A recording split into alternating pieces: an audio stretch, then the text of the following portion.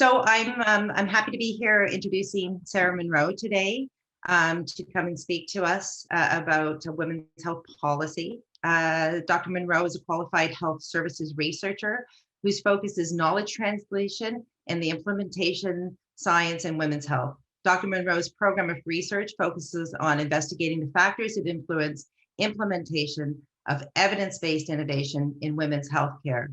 She leads integrated knowledge translation studies on the implementation of shared decision-making tools for use in childbearing, year, and best practices for family planning. Dr. Munro shared a fun fact with us, which made me think that I should invite her to my cottage in the summer, which she says she comes from a family of builders and spends her evenings and weekends working on renovation projects. She's not in front of a computer. She's probably doing some work working with her miter saw. I have a garage that needs attending if Dr. Munro wants to take a look at that. So welcome very much and thank you for being here. Oh, thank you so much for that introduction. And yeah, I'm pleased to be taking a break and actually getting back in front of my computer again and connecting with this community. So it's a delight to be able to share some of my team's work with you. I'm going to share my slides. I also wanted to acknowledge that today I'm presenting from the UBC Vancouver campus. Thank you for the land acknowledgement, Marina, that today I'm presenting from the unceded traditional territory of the Coast Salish peoples, including the Musqueam, Squamish, and Tsleil-Waututh nations. As I go through my talk today, I'm going to be presenting work that has been funded by a number of sources, including the Canadian Institutes of Health Research. I provide consulting services as well to different government arms and want to emphasize that these funders have no influence on the results of my team research, but they are intimately involved in the design and the co-production of this work. So that's what I'm going to be talking about today. It is about partnering with policymakers.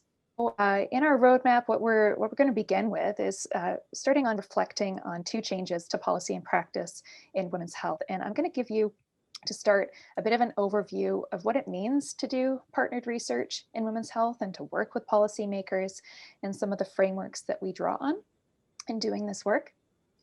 I'll be weaving in some reflections on the common barriers to implementing policy change, and I'll talk about change models and frameworks that help in overcoming those barriers. Then we'll have some final reflections, and I'm going to try and weave in some of my thoughts about how the COVID-19 pandemic and our current situation and how we're all working remotely, most of us are, how that has been impacting partnering with policymakers and some new policy moments that and windows of opportunity that actually might be available to us now. And then we'll have time for a Q&A. So as the hosts have emphasized, please add your comments to the chat. I won't be able to get to them right away because that's a bit more multitasking than I can handle, but I hope that we'll have more than enough time to discuss at the end. So as Marina mentioned in my introduction, I do knowledge translation science. So for anyone who is new to this, I usually like to start out my talks by giving everyone a bit of a grounding in what we mean by KT science. So it's a common adage that it takes on average 17 years for evidence to be adopted into routine healthcare. And it's for a variety of reasons, but estimates from management research suggest that 2/3 of organizations' efforts to implement change fail. Why is this? Well, often it's because of complexity. People don't like to change their habits, but it's also sometimes to do with the intervention itself. Sometimes we're trying to put something to practice that doesn't really fit with usual the way people think, the way people operate, what's routine for them. Or the setting is really complex. And so there's this innovation system mismatch. It's less likely to be adopted. We do a lot of work around pilots in Canada, a lot of pilot and feasibility research. So scaling that up can be difficult. And also using it sustainably. So what does it mean to sustain something after it's been implemented into practice? For how long and by whom? And as people shift roles, how do you train people to use an intervention continuously after it's first been adopted? So this is where KT science can fit in. It can be really helpful for us to think about how this differs from other types of like KT practice. So I'm going to take us first through this 2x2 table and explain what KT means in different situations. And my apologies to anybody who has seen my talk before or is familiar with the work of the Michael Smith Foundation. You may have seen this before. It comes from St. Mike's Hospital and the KT planning experts there. So this is not mine by any stretch, but I find this to be a really helpful tool. So starting in the first quadrant here, what is knowledge translation practice? Well, that's what I'm doing here today. It's taking knowledge and disseminating it to different audiences. It's exchanging information, it's exchanging tools like decision aids or apps, and you do that with specific audiences to increase people's knowledge or to change their behavior in some cases. So that's what I'm hoping you'll get out of this today, is a bit of new knowledge. Knowledge translation science is the scientific study of the factors that influence dissemination and exchange to different audiences. So what are the qualities of an effective presentation? When putting an app into practice, what are the components of that app that will help a user achieve their knowledge or behavior change goals? So that's KT science. It's the study of doing KT. Now, implementation science is something that is growing and becoming much more common in our scientific vernacular. When we talk about implementation practice, this is really similar to, say, quality improvement or organizational change. It's using strategies to adopt and integrate evidence-based interventions and change people's practice in specific settings. Right? So think about this from a clinical standpoint. Anytime someone is introducing a new patient care pathway, this is the new way we're going to be doing business in the ward, that's implementation practice. Implementation science is figuring out what works when we make that change. So it's the scientific study of methods that promote the uptake of research findings into different contexts. And I'm going to be focusing as much as I can on the policy context. So an implementation science study might look at something like, what are the methods that promote uptake of research findings for policymakers? Okay, so I hope that that helps you to think about the language that I'll be using, and I hope that you can use this in funding applications for those of us that have to think about KT and do work like this that's funded by Michael Smith and CIHR. I also want to pay attention here really quickly to the term translational medicine before I get going, just to acknowledge that this is something that has become a buzzword. It's talked about a lot now at UBC in the Faculty of Medicine, and I want to clarify that what I'm talking about is distinct from translational medicine. Translational medicine really fits into this type of a knowledge funnel here. So this is the Faculty of Medicine's Academy of Translational Medicine pipeline. And what they're focusing in here is on clinical innovation and biomedical science. So lab-based innovations and technologies and pharmaceuticals that can be translated into medicine. What I'm talking about is KT and implementation science down at, pillar 4 in health services, health systems, and population health. So I think that there's definitely room for integrating knowledge translation throughout this entire funnel. But what I'm going to be talking about today is slightly different. It's about what you do once you get that evidence-based intervention and you want to put it into practice and policy. It's the end of the pipeline. And a shout out to one of your upcoming speakers about integrated knowledge translation. Integrated KT is about involving policymakers and knowledge users throughout the research process. And I understand that you'll have Dr. Ian Graham speaking to you in an upcoming seminar about that. Just know that this is another, thanks for the thumbs up, Lisa. I think his work is phenomenal. He'll probably be talking about a large national program of research in integrated KT and what they've been learning from it. Certainly the work that I do and the research that I'm going to be mentioning in this talk deal with integrated KT too. So this is partnering with policymakers to figure out what are the burning research questions we need to answer, having them involved in all steps of the process. And I'll talk about a case example of that work in this talk as well. Okay, moving on now to some case examples of working with policymakers to influence spread of evidence-based interventions in routine care for women's health. I'm going to start now with an example from some of my early research in maternity care. So in Canada, for any person who has given birth by cesarean section, one has the option of having a subsequent birth by vaginal birth after cesarean, which we also call a trial of labor after cesarean, a VBAC or TOLAC, or to have a repeat C-section. It used to be once a cesarean, always a cesarean, but the evidence and practice has evolved so that now this is the most recent clinical practice guidelines from 2019. The recommendations are that for anyone who has had a VBAC, it should be offered and recommended to have a vaginal birth after cesarean. But it's always a challenge to make practice consistent with guidelines. And we've seen that in spite of these practice guidelines, which really haven't changed since 2005, C-section rates have continued to climb. And right now in BC, 1 in 3 births is by cesarean section. C-sections are certainly a life-saving procedure, and many people choose them even for non-medical reasons. But there also is really clear evidence that a vaginal birth can be an excellent and even preferred option for some people.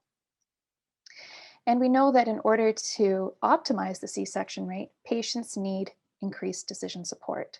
And that's really clear in these guidelines as well, that there's recommendations for using decision support and decision aids for patients who are struggling with this choice. Now, the other reason why it's challenging is because of the implementation setting. At the outset, I talked about how implementation failures often fail because the setting may be too complex for introducing an intervention. We've observed this in BC. It can be really difficult at some sites, especially medium-sized hospitals that don't have a dedicated operating room, to offer the option of vaginal birth after cesarean. In many of these sites, they perceive they have limited access to the operating room, or they're competing with other specialties for access to the operating room. And this can be a key barrier to offering an informed choice between VBAC and a repeat cesarean section. So in this work that I did in partnership with the Ministry of Health and Perinatal Services BC, we decided that yes, we were going to continue to support implementing this policy around supporting VBAC, and we were going to emphasize decision support, but we were going to try using some different language and tools so that providers felt supported as well. So this was acknowledging that the context of having these informed choice discussions, it's not always black and white, and providers have genuine concerns as well. So the tools that we developed, we started with a patient decision aid. This was based on a large formative evaluation and a qualitative study involving 60 stakeholders. And this website helps families navigate through their options for their choices for birth after cesarean. We also developed a conversation tool. So this is to help providers ask questions or respond to questions, common questions that come from families, and have some clear responses so that when these discussions are taking place, they're based on balanced information. They address the concerns that come up for providers as well as for patients, and that within a team, providers are using the same language. At the policy level, this was actually something that was asked for by our policymaker partners in the Ministry of Health. It's just one thing to, offer the public a tool, but if we don't have the system set up for the tool to be used in practice and for patients to act on their informed choices, it's not going to work.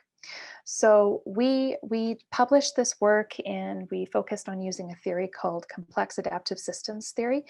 Basically acknowledges that systems are complex and they self-organize in unique ways. And we talked about how it's important to understand how access to the operating room influences how decision support actually works in practice. And we took that and we published these results in a policy brief as well for health system planners. So these are people at the ministry level, as well as in the health authorities and specific hospitals. And the reason why we translated our results into this policy brief wasn't just to synthesize our evidence, but to have a physical tool. So take around to different meetings, to hand out to folks. It became a bit more of a dynamic and living document. This was encouraged to me by, and I'm going to credit one of my PhD committee members, Kitty Corbett, who often talks about knowledge translation tools as being MacGuffins. So it's, if you think of something like an Indiana Jones movie where, you know, at the outset, he's going for a golden idol and he's taking the sandbag and he's trying to transfer the sandbag so that he doesn't have this death pit basically chase him down as he tries to run away with it. That golden idol isn't anything of value. It's just a plot device to help get the rest of the movie going, to get the action going. And in a sense, this policy brief acts in that kind of way. It's a MacGuffin. It's a tool that helps us to draw attention to a policy issue, what matters most from the policymaker's perspective, and it gets the action going. It starts the conversation. So often I look in the literature about the importance of engaging with policymakers and, you know, the strengths and weaknesses of using different policy brief approaches.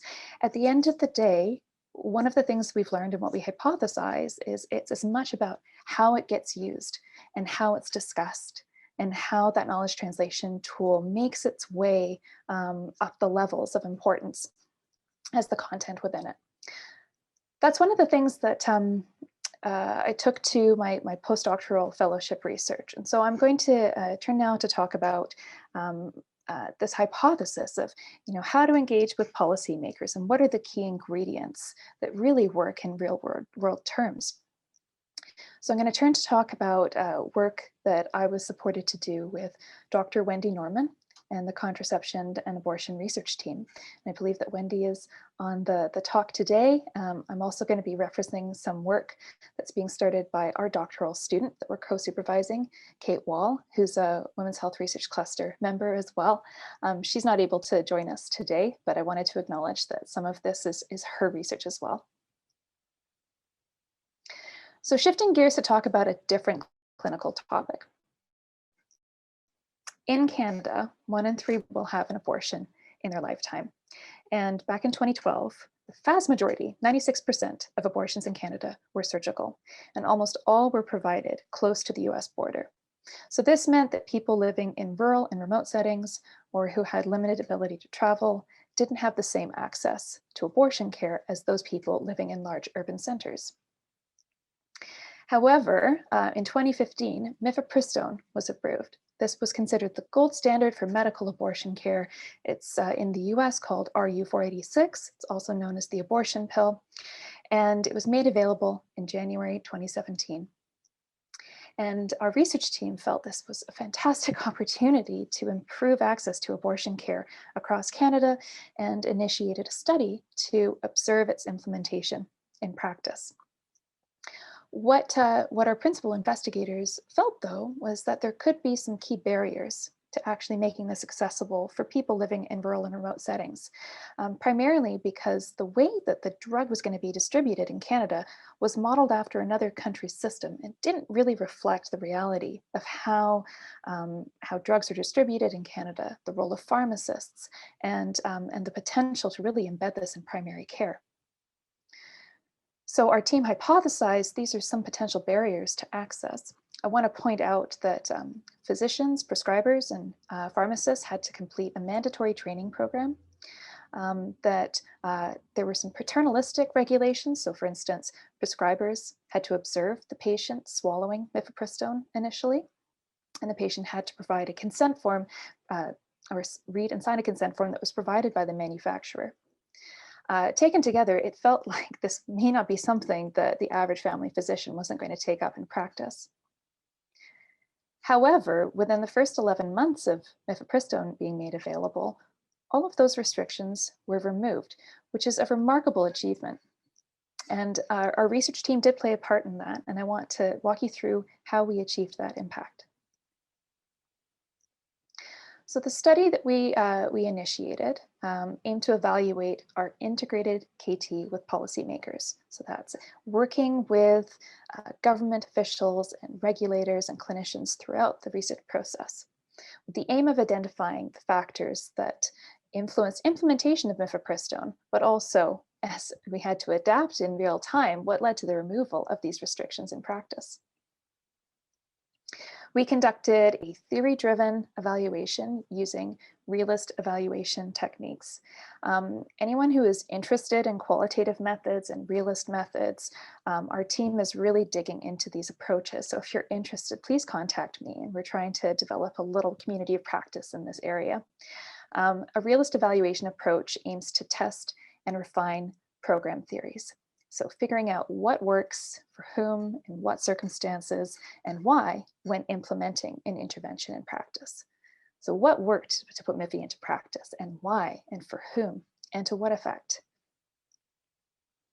Our integrated knowledge translation, so working with policymakers, was a part of each stage in the process.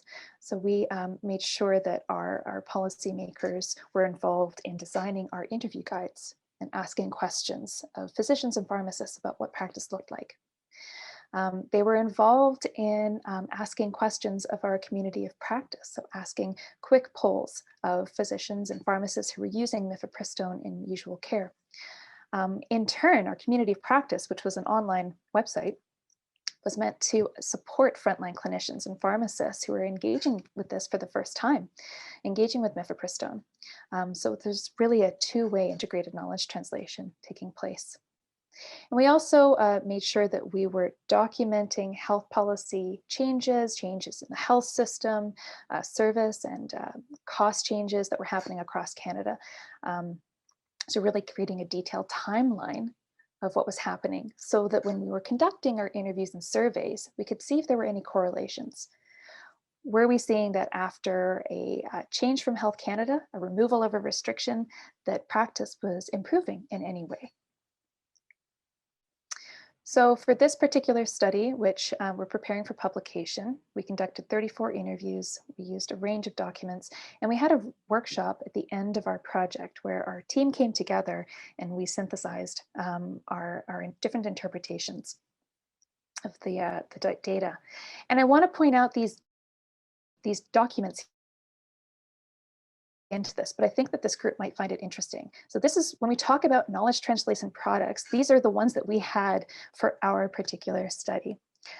So evidence briefs, like that policy brief, we used evidence briefs as a way to rapidly translate what we were learning for our policymaker partners. Email correspondence. So the principal investigators of the study also held positions in high level with different professional organizations. And they were acting as a really nice network or connection with policymakers. So we were able to see what was happening in real time by connecting with our email correspondence. We looked at our media interviews. So how was Health Canada talking about the research when conducting interviews with, for instance, the Globe and Mail? We looked at our community of practice metrics. So what was happening in terms of practice requests? Were we seeing that a change was happening from Health Canada, and then our members were downloading practice tools in response, or reading an email blast that gave them new information about their practice? We did these quick polls. So this was again with the community of practice. This was a really helpful KT tool so that we could ask some real-time questions from our policymaker partners. They observed something that could be a challenge. We asked a quick poll question through our email blast, and we're able to provide quick real-time data back to our decision-maker partners. Something quite innovative and that we haven't done in other research before, but we've now adopted it as a tool in our KT arsenal moving forward. And of course, our agendas for meetings. So, all of these, in a sense, are MacGuffins, like I was referring to the policy brief, because what really we observed made a difference was that face-to-face or online interaction, having conversations. And we had the unique pleasure and privilege of having Health Canada representatives join our monthly team meetings. So this was a really, really nice, unique example of integrated KT at work. So what did we learn? So from our analysis of all of that data, we learned that this was really our knowledge to action cycle. Starting with the survey and interview data, we collected our primary data and translated it in real time using those different tools. to our policymaker partners. They, in turn, made evidence-based changes to restrictive measures that removed barriers to using MIFI in practice. And then we communicated those changes to our virtual community of practice and to the physicians and pharmacists on the front lines. We then were able to collect more data through follow-up interviews and surveys to learn how practice was going, and the cycle continued.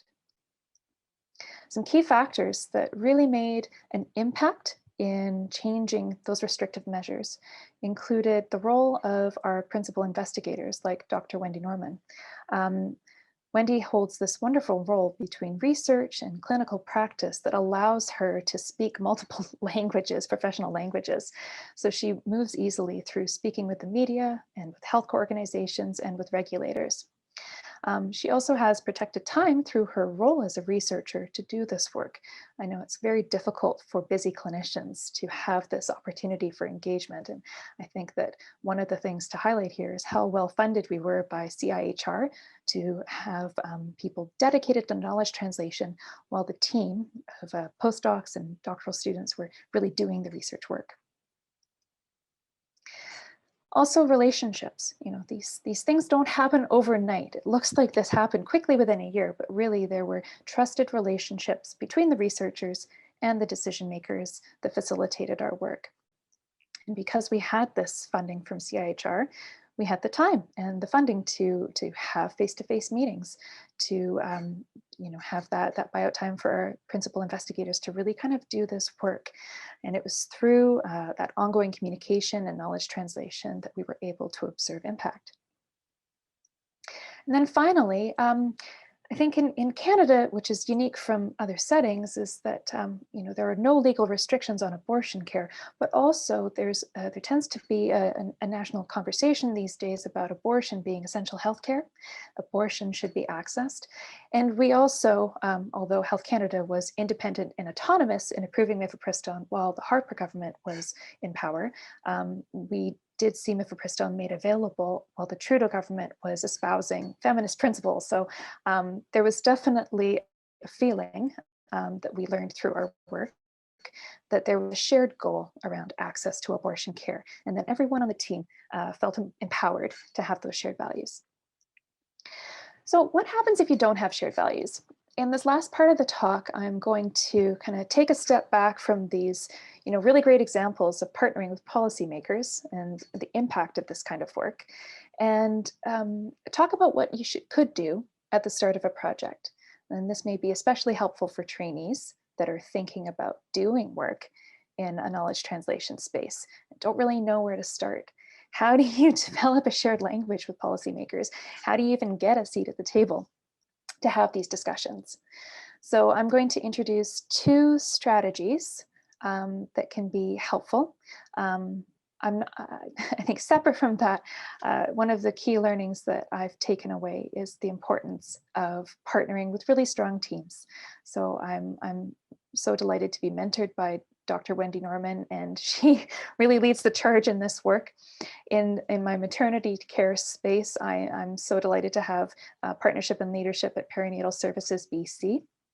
So when you are a junior researcher, think about your mentorship team and who can help to open doors for you.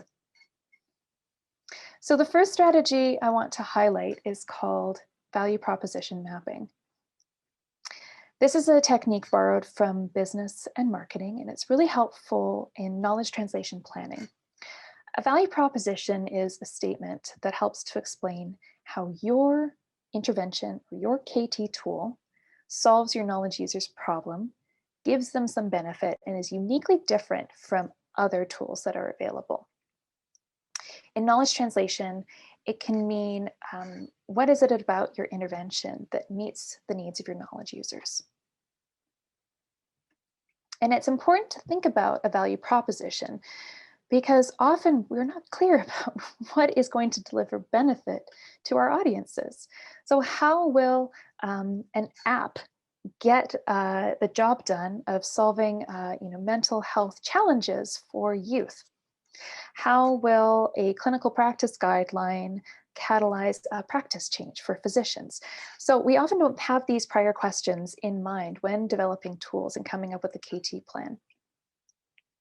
And also they're understudied. So I think this is a really cool area that we can do some more work and really take an interdisciplinary approach and borrow from business and marketing and have these kind of conversations about methods of doing KT in a good way. So how do you do a value proposition mapping exercise? It's really a brainstorming activity. It can be helpful for a multidisciplinary team to map out the different components of a knowledge translation plan and identify your KT gap and your audience and their needs before identifying a tool or an activity that will help to solve those problems. And it's really helpful, like I said, for multidisciplinary teams. So you want to bring together a group of people that includes your end users. So if you're identifying something that could be, like a knowledge gap with youth experiencing gaps in mental health service access, include those youth in the brainstorming and value proposition mapping. It's really similar to doing user-centered design focus groups or piloting and prototyping. It's like using KT planning. So if you've used a KT planning template before, I know Michael Smith has one, St. Meg's Hospital KT team have one as well. This is really a structured method for helping you to complete one of those planning templates. So how do you start? Pre-COVID, we would usually sit together in a boardroom or some other shared space. There'd be a big easel on the wall and sticky notes. Now we've tried to do this on Zoom with a shared screen. It's not as fun. I really like the interaction of it, but really it's a chance for us to think through these questions. So first of all, who's your audience? Who's the knowledge user that you're targeting? And getting in really narrow, thinking about the core person or people who you're targeting. What are their jobs? So not just what a tool would help them to do, but the different struggles that they deal with in their daily routine that could make it difficult for them to get their job done. And what are the benefits that they expect? What are the outcomes that the user wants? And what benefits do they want to experience?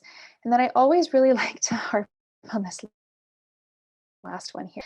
What would be delightful, inspiring to them? This is kind of the Marie Kondo approach to user-centered design. What is the thing that's going to spark joy for your user so that when your busy clinician is going to sit down at the EMR and they have to fill out another form, what's the thing that's going to help them feel motivated and excited to use it? So for instance, we did this process in designing the VBAC TOLAC tools. And we focused in on the decision aid component for physicians for this particular value proposition. So this is not the one for patients, not the one for policymakers. And our value proposition says that our decision aid will help healthcare professionals who want to support informed choices by presenting balanced clinical information and exploring what matters most to parents choosing mode of birth, unlike informed consent forms alone, which focus on information without also exploring parents' values. So this is how we help to figure out what is unique and meaningful. We learned that healthcare professionals supporting these choices love to hear what matters most to families, and they really value having that conversation. So there was a value added there as well for having a tool that helps to include that in the conversation. Okay, so the second and final strategy that I want to bring to you is newer work that we're engaging in. This is work being led in our lab by Kate Wall. And what we're interested in is looking at how stories can help with the plot. Thinking again about that McCubbin metaphor.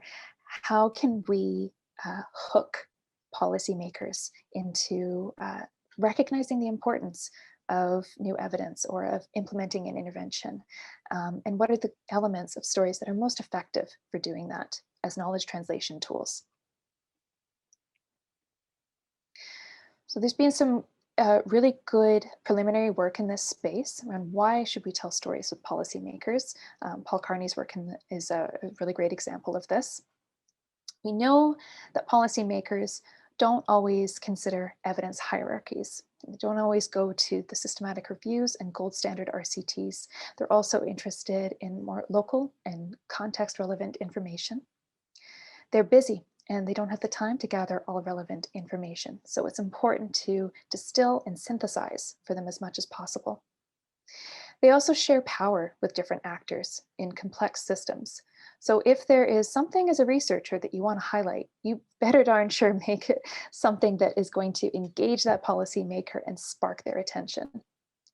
And they may not have a politically feasible way to use evidence. So we have to think about things beyond politics, thinking about equity and justice. Why is it important for policymakers to pay attention to a piece of evidence that may not be politically advantageous for them, but is the right thing to do? So we're investigating the key components of storytelling in this space of doing KT with policymakers. A story can be many different things, but at its core, it's an account of someone's lived experience. It includes characters, there's plot, there's engaging details. Storytelling help audiences to prioritize and understand and recall information. So it's better than having 3 bullet points on a slide. Telling a story can really hook in the audience. And what do we know about storytelling so far? Well, not very much. There's only been one review, it's quite recent, so we can't make too many inferences about what works for storytelling and what circumstances. We do have emerging data and anecdotes that we're going to be turning into the basis for some empirical work. So for instance, we have heard from policymakers that this story from Vice was really influential in raising their attention about the positive experience that patients have had with the medical abortion pill in its first years of availability. We know in the US, the hashtag Shout Your Abortion campaign was influential in supporting funding for Planned Parenthood when it was threatening to be defunded. And we know in Ireland that storytelling and having individual young people talk about the importance of abortion to them and their rights was critical for Repeal the 8th. And so taken together, I think this is a just really cool area to be diving into.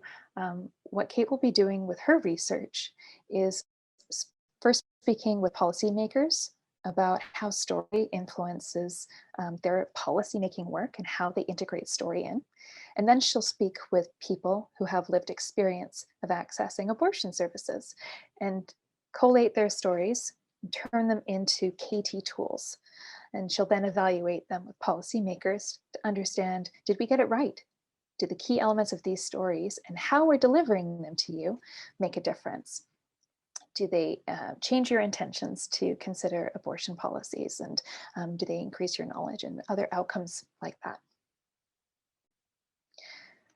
So wrapping up,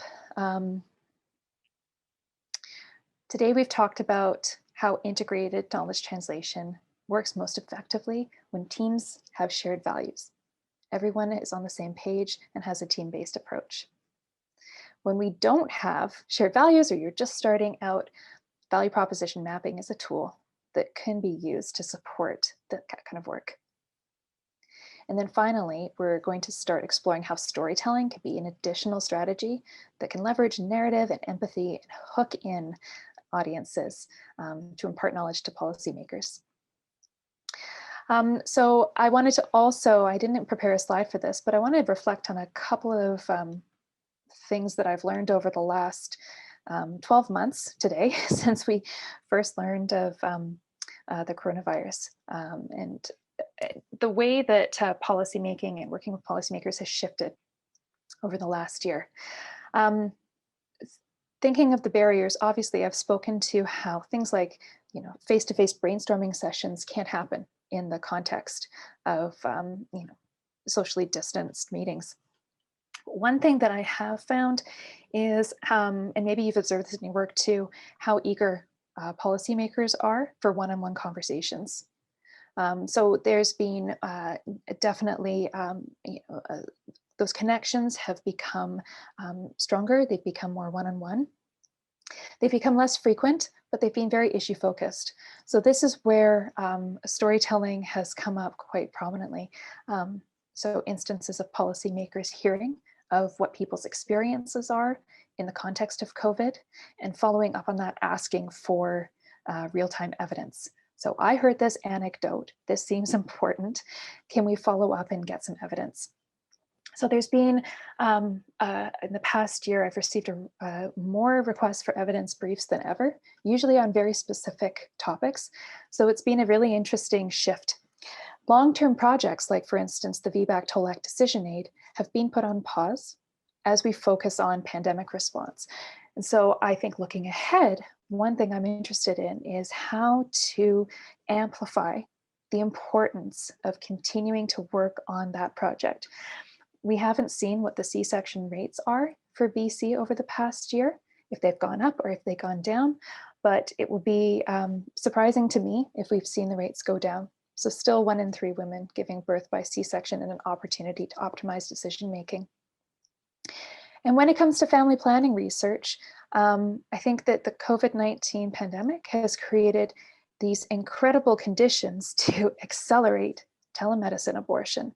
So not only have we seen that the medical abortion pill has increased access in primary care, now we're seeing that people in rural and remote communities can actually call their healthcare provider and do a no-touch medical abortion protocol without having to show up for a face-to-face visit in most circumstances. So these are opportunities that happened without a lot of top-down policy making. So this is really being just a crisis response change in the healthcare system.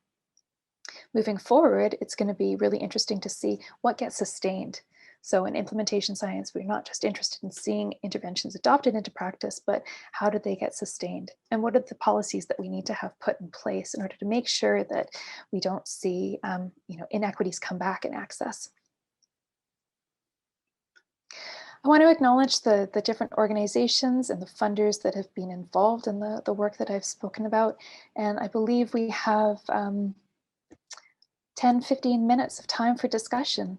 Please go ahead and find me on Twitter. Feel free to shoot me an email if you're interested in any of this work. And yeah, thanks to the Women's Health Research Cluster for inviting me to speak about this work today. Thank you. I don't know if anybody put anything in the chat yet, but I have a question in the meantime. I really appreciated this. I have been, I guess, doing my own little movement, which is, to try to, for those there, I know there's some US people on this call, but we have this thing called the Fundamental Science Review, sometimes known as the Naylor Report, to try to get the federal government to put more money into research grants. And so I've been doing some meetings and stuff with policymakers. What's really interesting to me is how much they really pay attention to storytelling. Like that is not, as researchers, we're just not used to that, right? I want to talk about the meta-analysis. I want to talk about the systemic review and look at all this data that we have, but they're not that interested in that. So, I think you shared some, you didn't sort of give us the sort of answers about storytelling, but maybe you don't want to, but what makes an engaging story? And the other question I have is, how do you get a seat at the table? I mean, you talked about Wendy Norman and that you have the prior relationships. And so that obviously that it's easier, but so I don't know if you can talk about any of those things, but that would be. Just on how we use it, because they've seen lots of examples of researchers coming with a compelling story and weak evidence to back it up. So we want to make sure that we pair a strong story with strong evidence. Right. When it comes to getting a seat at the table, I think for trainees, one thing to think about is connecting out. This would work for faculty as well, but getting to know who the policy analysts are. If there are people who are, kind of lower down the information chain in government, who are responsible for pulling together environmental scans and jurisdictional reviews, they're the people who connect with the researchers to get the evidence. Going up to the manager, director, or ADM level, they're often the people who say, this is the topic I want you to pull together evidence on in the next 24 hours. And it's those analysts that are the ones that really do the writing. And so if they see you as a trusted person in a topic area, they may reach out to you for that information.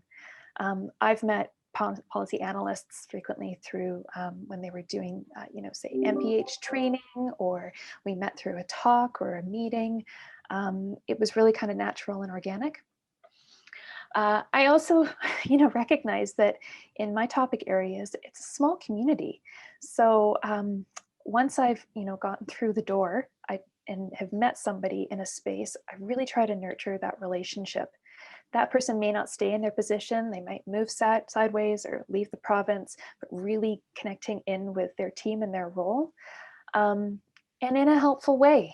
So like offering, like, I've just been reading up on this literature, I think it might be of interest to you. Would it be helpful if I shared some pieces? Or I saw this in the news, I just wanted to share a peer-reviewed article that really gives you a fuller picture of this particular topic.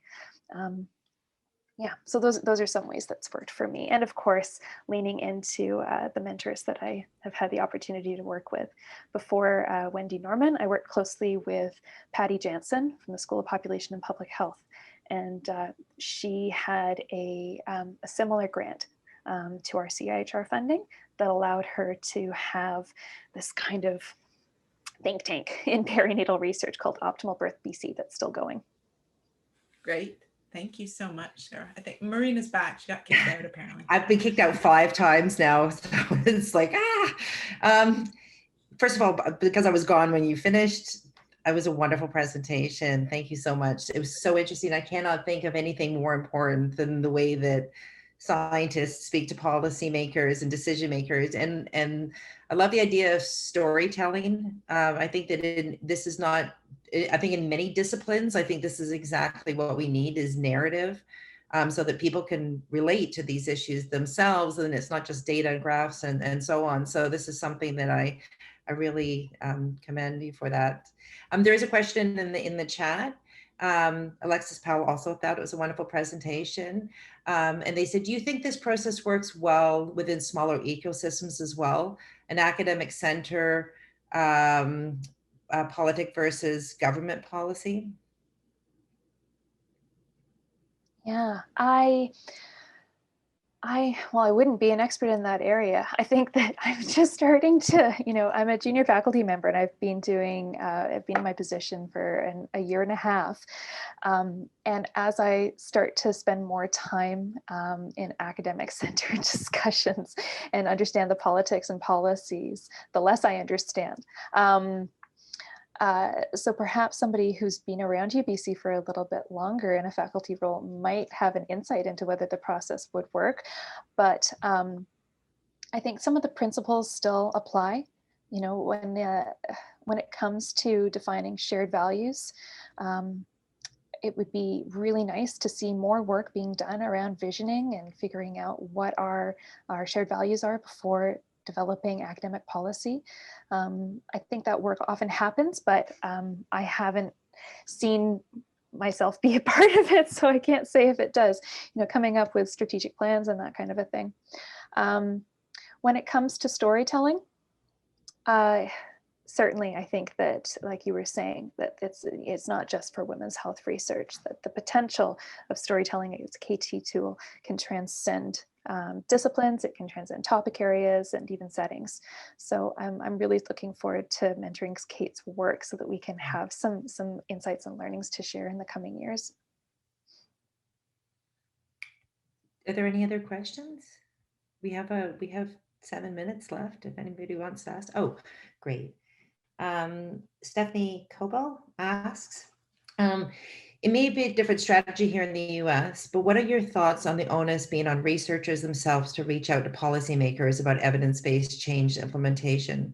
Would it be helpful for STEM doctoral programs to implement courses on storytelling and science communication techniques into their curriculum to aid this? I'm going to assume the answer is just yes. Yeah, I totally agree. At UBC, I know there's people from all sorts of different settings, but I think at UBC, the training available is there. We have a knowledge exchange unit that's always looking for suggestions. And if there is interest in pulling together a workshop in storytelling and science communication, I think they'd be keen on that.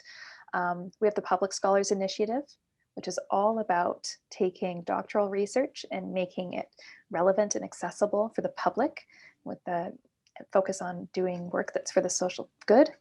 And I think, yeah, when it comes to the US, there are training programs available. And if you wanted to contact me, I could put you in touch with a couple of them in the dissemination and implementation science realm. So yeah, I agree with Marina. Definitely a value. just to interject there, I know that Claudia Krebs and some others, and I apologize, I've forgotten their names, but they're starting a science communication course here at UBC, and it is nice to see more endorsement by academics that this is an important skill, but I'd like to see more of it. I don't know if you have any thoughts on that, but trying to even though, yes, you know, we have the Public Scholars Program at UBC, and there are some US based programs, and some of our grants are asking now for KT section. That's really, I think, getting people more interested in it. But like, I guess any other advice on you know, how to you know, get academics to understand how important this is? Yeah, I think, well, speaking to what that student said, or that participant said about, you know, the onus being on researchers, it really comes down to, if we think it's important, we take it on ourselves to do it. And it would be helpful if there was some more systems level or kind of infrastructure there that incentivizes it. You know, I really appreciate that when I'm doing my annual for the Michael Smith Foundation, how many media interviews have you done? How many conversations have you had with policymakers? And their metrics for impact really go through quite a laundry list of KT activities. And it's not just about publications. So I think that kind of a shift, it would be really nice to see at the level of institutions, and to show students, you know, even on like the common CV, or in grad school and scholarship applications, that these are things that count. Yeah. Yeah, I think, I mean, one of the things that's interesting about the speaking to the media and bringing narrative when you go to the media is that a lot of the time when media do stories on women's health, they seem to go to their friends, and then you get a very narrow focus. I was complaining to a journalist about this yesterday, is that every single time you hear a woman's views being expressed, like as part of a narrative, a story, it's always like a super well-educated woman in an urban center, because it's the women who are friends with the journalist who are the ones who go to for stories. And one of the nice thing about this approach is that you bring some narrative with you when you speak to the media. It allows for some type of diversity in that.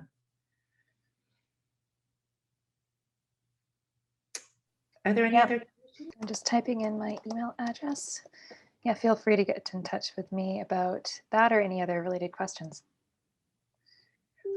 Wonderful. So thank you very much, Sarah, for speaking with us today. It was a very, very interesting talk. Thank you for everybody who came and joined us. We're here every Monday, correct? And there's a schedule. So I look forward to seeing everybody in the future. And thank you very much.